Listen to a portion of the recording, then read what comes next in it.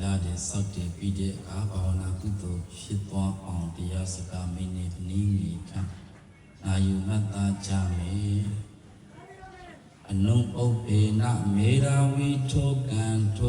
kane kane Amaro resata dewa naidame mala matano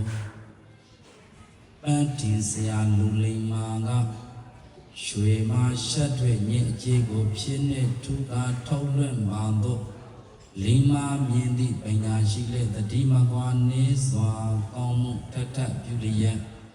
Suwe laiba ko ma shatwe nye jego pshine teja taulen ya Atin siya surama, atin dede, atin siya de. Shema pe janere anye jego te phi jin.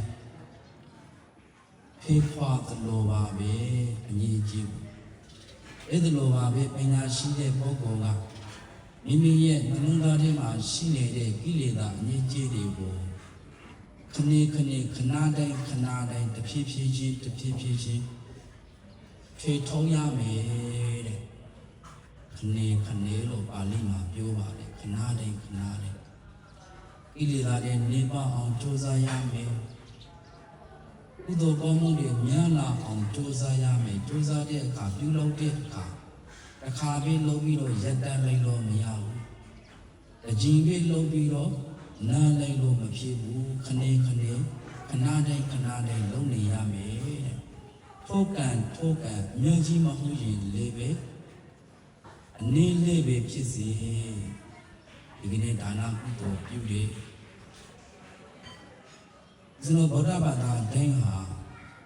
ရင်ပုံစီစီရမယ်တဲ့နံပါတ်1ကဒါနယံတမ္ပတ္တိပရာယနဒါနဆိုဒီမှာတမ္ပတ္တိ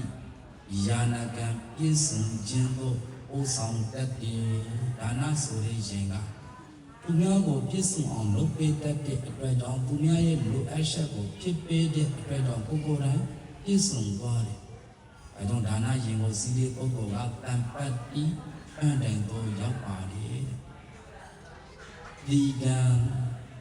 သူကတိယာနကံဒီလံသူကတိယာနကံသီလဆိုဒီမှာသူကတိယာနကံသူကတိဘုံဘဝကိုပို့ဆောင်ပေးတတ်တယ်ဒီလားဆောင်တင်တဲ့ပုဂ္ဂိုလ်သူများအသက်ကိုမသက်ဘူးကိုယ်အသက်လေးရှည်တာပေါ့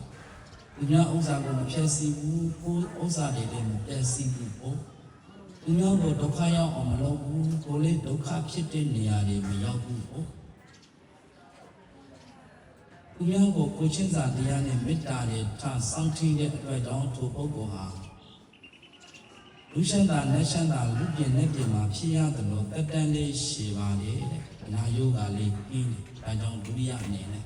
သီလရင်ကိုစီးရမယ်ဒါမှသုခတိဘုံဘဝသို့ရောက်မှာဒါနရင်ကိုစီးရင်ပြည့်စုံတဲ့အနေအထားကိုရတယ်သီလရင်ကိုစီးလို့ရှိရင်သုခတိဘုံဘဝသို့ရောက်တချို့ကြလို့ရှိရင်သီလအားနေတဲ့အခါမှာ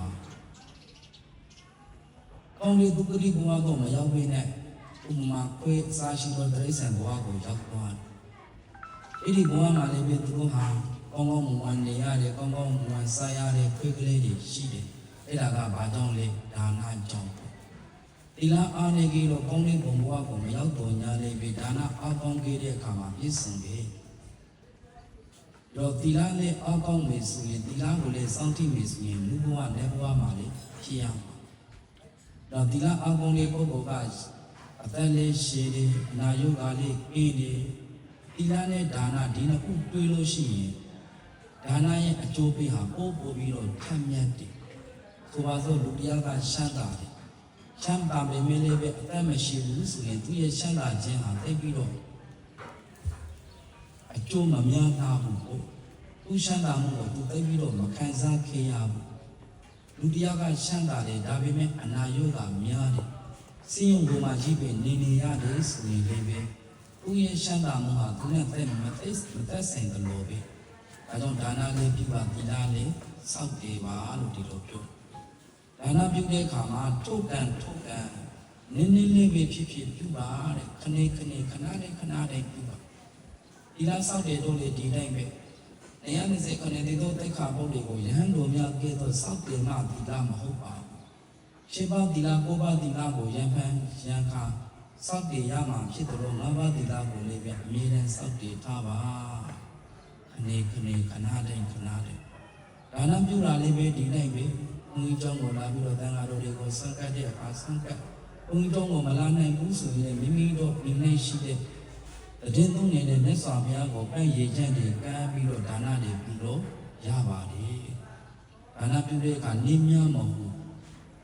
စေတနာတန်တန်နဲ့စိတ်ထားတွေဖြူဖြူပြည့်မြဲဆိုလို့ရှိရင်ဒါနရဲ့အကျိုးဟာလည်းပဲမွန်မြတ်ပါတယ်ဒါကြောင့်မသာဒေဝဆရာတို့ဘုရားကြီးကအပဝတ္ထုမရှုဖို့ရနည်းများသာလေတရားကွန်းစေရေအေးတကွစီတစနဲ့လက်ဖက်တရွတ်တန်တဆိုးများဉာဏ်တော်ကြည်ဖြူဒါနဟူသည်အလူကောင်းမှုရရာပြုလို့အလောက်ပင်နေပါစေတန်ကလေးအဆောင်ပဲဖြစ်ဖြစ်တစ်ဖက်တစ်ဖက်ပဲဖြစ်ဖြစ်ရေတစ်ဖက်ပဲဖြစ်ဖြစ်စီတစက်ပဲဖြစ်ဖြစ်ဘလောက်ပဲနေဘလောက်ပဲများစိတ်စေတနာဖြူစင်စာနဲ့တန်ခါကဒီမှတန်ခါရေးပုံတော်ကိုအာယုံပြုပြီးတော့လူတိုင်းလိုက်မယ်ဆိုရင်တဲ့တန်ခိုးပုံညာအနုတ္တရံတဲ့ပုညာခတ္တအနုတ္တရံတန်ခိုးအင်္ဂါဆိုဒီမှာပုညာခတ္တအနုတ္တရံဥဒ္ဓမျိုးစေ့စိတ်ပြိုးရမှန်လေယာမြေဖြစ်တယ်အမျက်ဆုံးသောလေယာမြေကောင်းမှဘေးအတိဘေးစိတ်ဘေးအပင်ဘေးစိတ်ဖြစ်ထွန်းတာလေယာမြေမကောင်းဘူးဆိုရင်မျိုးစေ့တွေဘလောက်ပဲကောင်းအားစိတွေဘလောက်ပဲကြွေအပင်ကမဖြစ်ထွန်းဘူးဒီတိုင်းပဲဒါနမျိုးစေ့တွေရှင်တိုင်းကြီးထွားဖို့ဆိုလို့ရှိရင်လေယာမြေကောင်းတဲ့တူတဲ့ဒီလဝတ္တပုဂ္ဂိုလ်တွေထံမှာမျိုးစေ့တွေစိတ်ပြိုးဖို့လိုပါတယ်တဲ့တန်ခိုးတိဒုတိလိုနာမနတ္တိဒီကနေ့လူတန်းတဲ့ဒါနကုသိုလ်ဟာတန်ခိကဒါနကုသိုလ်ဖြစ်ပါတယ်ဘုံဥဇာကရတပါးတွေကိုလူတန်းတာမဟုတ်ဘူးတန်ခါအလုံးကိုတန်ခါတော်60ပါးတို့ရဲ့ဘုံကိုအာယုံပြုပြီးတော့တို့တွေဒါနကုသိုလ်ပြုနေတာဒီဒါနဟာတန်ခိကဒါနတုံးလူရင်လည်းပဲဒီတိုင်းပဲဒီကျောင်းမှာတပါးတဲ့နေမှာမဟုတ်ဘူးမြတ်ဗုဒ္ဓတည်င်းသုံးမြတ်ဗုဒ္ဓတည်င်းသုံးသူတို့မြတ်ဗုဒ္ဓရဲ့သားတော်တန်ခါတော်တွေလည်းတည်င်းသုံးမြတ်ဗုဒ္ဓနဲ့တန်ခါတော်တွေတည်င်းသုံးရင်ဓမ္မယတနာကိုတည်င်းသုံးရရောက်တယ်ဒါကြောင့်ကျောင်းကိုလူတန်းချင်းတဘာတိကိုလူတန်းတာမဟုတ်ဘူးယတနာသုံးပါးကိုပူဇော်ရရောက်တယ်လို့ဒီလိုနှုတ်သွင်းရမှာဖြစ်တယ်ဒါကြောင့်ဒီကနေ့အလူဟာဒါနတန်ခိကဒါနကုသိုလ်ဖြစ်တယ်ပြီးတော့သီလလေးပဲ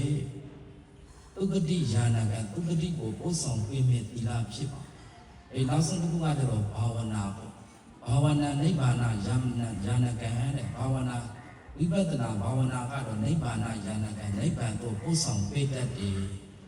ဘာဝနာဆိုတာနိဗ္ဗာန်ကိုပို့ဆောင်ပေးတတ်တာဖြစ်တဲ့အတွက်ကြောင့်ဒါနသီလနဲ့လည်းမကျေနပ်တဲ့ဘုံတဲ့မြတ်ဗုဒ္ဓကသီလစောင့်ကြည့်လို့ကုပ္ပတိဘုံကိုရောက်တယ်ဒါနအောဘုံပြုလို့ရှမ်းတာမှန်တော်များလည်းပဲဘလောက်ပဲရှမ်းတာဘေဘဝကိုပဲရောက်ခန္ဓာ၅ပါးကိုရရှိတဲ့အတွက်ကြောင့်ထိုခန္ဓာ၅ပါးဆိုဒီမှာမြည်ရလားမမြည်ဘူးအနိစ္စမမြင်တယ်လို့ဇာတိဇရာဗျာတိမရဏဆိုတဲ့ဒုက္ခတွေနဲ့ဘဝတွေတူရမှာဘလောက်ချမ်းသာတဲ့ဘဝပဲဖြစ်ဖြစ်ဘဝကောင်းတဲ့ဘလောက်ကောင်းတဲ့ဘဝပဲဖြစ်ဖြစ်ခန္ဓာ၅ပါးကိုရပြီဆိုမှခန္ဓာ၅ပါးကိုအကြောင်းပြုပြီးတော့ဖြစ်ပေါ်လာတဲ့ဩနာတေခြင်းဒုက္ခနဲ့ကြုံတွေ့ရမှာပဲဒါကြောင့်မြတ်ဗုဒ္ဓကဘဝတွေကိုမတက်မပါနဲ့ဘဝတွေကိုမလို့ခြင်းပါနဲ့အစရသင်္ဃာတမတ္တပိစေဘိက္ခဝေဘဝနာဝန္နေမိတဲ့တစ်စက္ကန့်မြတော်မှာမြတ်ဗုဒ္ဓဟာဘဝကိုမရှိမှန်းဘူးဘာဖြစ်လို့လဲဘဝဟာဆင်းရဲလို့ဘဝဖြစ်တာဒီအမတန်မှာဆင်းရဲခြင်းကိုဖြစ်စေတတ်လို့ပါဩနာတေခြင်းတွေနဲ့မလွတ်လို့ပါ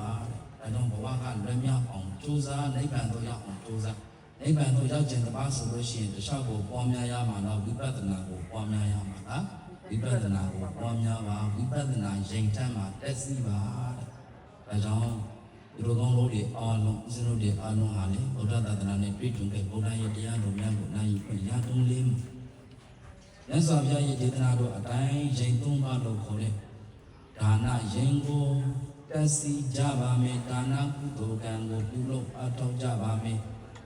သီလကုသိုလ်ကံကိုလည်းပဲစောင့်ထိကြပါမယ်ထိုမှတစ်စင်မိမိရဲ့ခန္ဓာ၅ပါးယုံနာ၅ပါးပေါ်မှာလည်းပဲတို့ရဲ့ခန္ဓာ၅ပါးသည်အနိစ္စမတည်မြဲပါတကားတ ဒုက္ခဆင်းရဲလာပါဒကအနတ္တအဆုံးမရအနတ္တပါဒကရေလို့ဝိပဿနာဉာဏ်ကိုဝိပဿနာဉာဏ်ကိုတက်စီပိတာကာလအိုခြင်းနာခြင်းတည်ခြင်းကိယာဉာဏ်နိဗ္ဗာန်ကိုရောက်နိုင်ဖို့သူတော်ကောင်းတို့ကိုယ်စီဖြစ်နိုင်ကြပါစေတည်း